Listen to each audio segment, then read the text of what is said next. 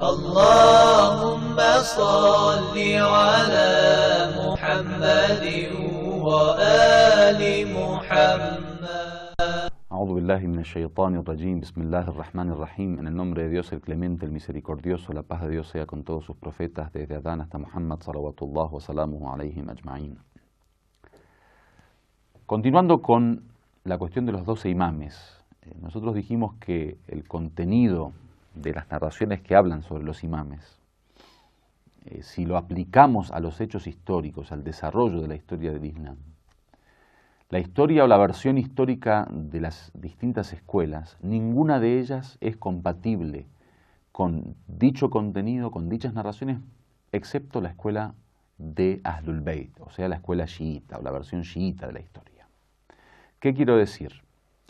Que si nosotros unimos el tema de los números que aparecen en los hadices de que son 12 los imames, junto al tema de que pertenecen a Bani Hashim, por ejemplo, de la familia de Hashim, o que pertenecen a Quraysh, que todo esto aparece en las narraciones, y queremos aplicarlo a la realidad histórica del proceso histórico que presentan las distintas versiones de las escuelas de pensamiento, como el sunnismo y otras escuelas, nos damos cuenta que con ninguna concuerda.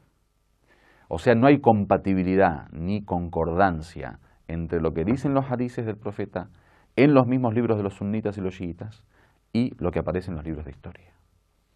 Solamente la escuela shia y la escuela de Ahlul Bayt, en su desarrollo histórico, que creen 12 imames, que los 12 son de Bani Hashim y que los 12 pertenecen a Quraysh, su historia es compatible con el contenido de estos hadices. Por ejemplo, en la escuela sunna comienza el tema del califato con los 4 primeros califas, Abu Bakr, Omar, Osman y Ali. Luego con el califato omeya y con los abásidas. Si lo que quiso decir el profeta con el tema de los califas son los primeros 4 califas, bueno, son 4, mientras que los hadices dicen que son 12. Si lo que quiso decir el profeta son los califas, los 4 primeros califas, más los omeyas, son muchísimos más. Si se le suman a los omeyas encima los abásidas, son muchísimos más. Y si así continuamos hasta nuestros días, o por lo menos hasta la época, supongamos, del Imperio Otomano, en donde todavía existía un califato al estilo, digamos, de la escuela sunna, entonces no concuerda en absoluto el tema de los números. Tampoco concuerda el tema de haber sido de Bani Hashim, como aparecen los hadices, porque muchos de ellos no eran de Bani Hashim, ni de Quraysh, como también aparecen los hadices. Y no solo eso, tampoco concuerda el contenido de ser un califa del profeta, o un imán, un sucesor del profeta, y las acciones de muchos de esos califas, como por ejemplo el tema de Harun al-Rashid, o el tema de Yazid, el hijo de Muawiyah, o el mismo Muawiyah, o el tema del Mansur, y muchos de estos califas que las atrocidades, las criminalidades y las acciones malignas que ellos hicieron los deja fuera del término de califa del profeta o del sucesor del profeta. Es imposible que un sucesor del profeta, que el profeta diga que bueno, estos serán mis sucesores, o sea, continuarán con mi camino, hagan barbaridades como las que hicieron califas como Yazid o como Harun al-Rashid o como Mansur o como muchos otros de entre los omeyas y los abásidas. Entonces ni la cantidad, el número, concuerda, ni que sean de Bani Hashim o Quraysh, ni tampoco su conducta y su comportamiento.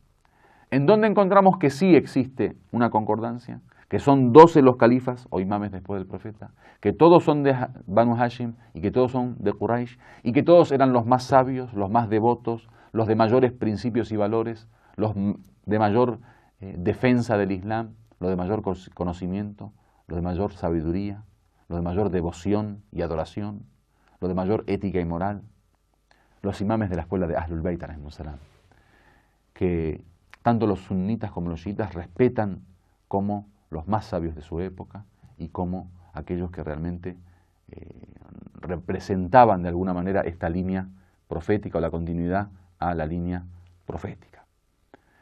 Ahora que después se lo acepten como califas o no, es un tema de diferencia entre sunni y shia, pero que ellos sí representaban esa perfección, hasta los sunnitas también están de acuerdo con ello, en el sentido que en la misma época de los califas, por ejemplo, tenemos narraciones que dicen que Omar, si no hubiera sido por el imam Ali, Omar no hubiera existido, dice el mismo Omar. O muchas narraciones que aparecen en donde cuando los califas no encontraban solución a un problema, iban a lo de Imam Ali para pedirle ayuda y que él solucione los problemas. Cosas que ellos ignoraban, entonces lo mandaban al Imam Ali porque sabían que era el de mayor conocimiento. O estas discusiones y debates académicos que se daban entre el Imam Sadiq, por ejemplo, y muchos de los sabios de otras religiones, o muchos de los sabios de entre los compañeros del profeta, apoyados por un grupo u otro, por ejemplo, un califa u otro califa. Entonces, lo que queremos decir es que al fin y al cabo esto de ser califa tiene que tener una lógica en la realidad, o sea, es imposible que uno simplemente se llame califa por el simple hecho de estar en el trono del califato. O sea, el califato para nosotros no es una cuestión de cargo o de posición social.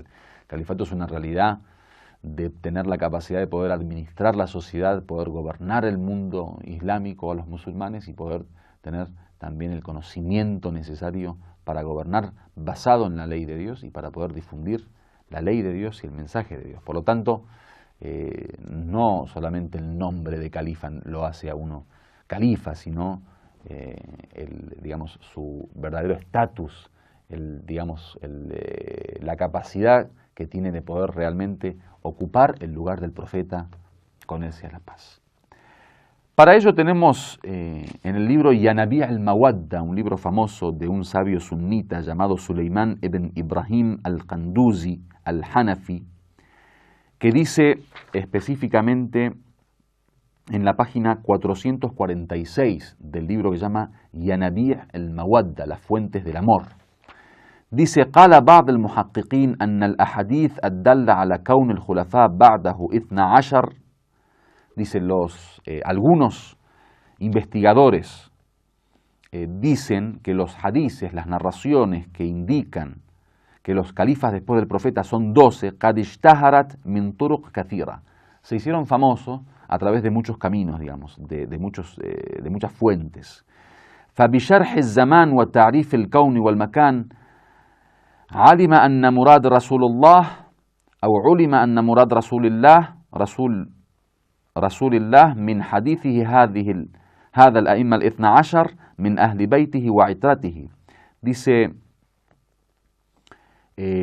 a través de la explicación que el mismo tiempo, el pasar del tiempo hace, y la definición del momento, el lugar, digamos, el tiempo y el lugar, se sabe que lo que quiso decir el profeta de Dios, con él sea la paz, en este hadith, acerca de los imames que son 12, de su familia y de su descendencia, إذ لا يمكن أن يحمل هذا الحديث على الخلفاء بعد. Dice que lo que quiso decir es que son de su descendencia y son de su familia, porque es imposible poder aplicar este hadith a los califas, min ashabihi liqillatihim an 12, porque esos 4 primeros califas dentro de los compañeros del profeta son menos que 12. Era lo que veníamos hablando antes. Si los primeros 4 califas serían, digamos, la intención del profeta en este hadith, entonces, ¿por qué dijo 12? Después dice, وَلَا يُمْكِنْ أَنْ يَحْمِلُهُ عَلَى الْمُلُوكِ الْأُمَوِيَّةِ لِزِيَادَتِهِمْ عَلَى 12. Del mismo modo dice, tampoco se puede aplicar a los omeyas, a los reyes de los omeyas, porque ellos eran más que 12. O sea, si el profeta quiso decir que ellos, estos 12 califas, eran los omeyas, entonces ¿por qué dijo 12 si los omeyas fueron muchos más? La continuación de este hadith lo tendremos en la próxima clase. Walhamdulillahi Rabbil Alamin.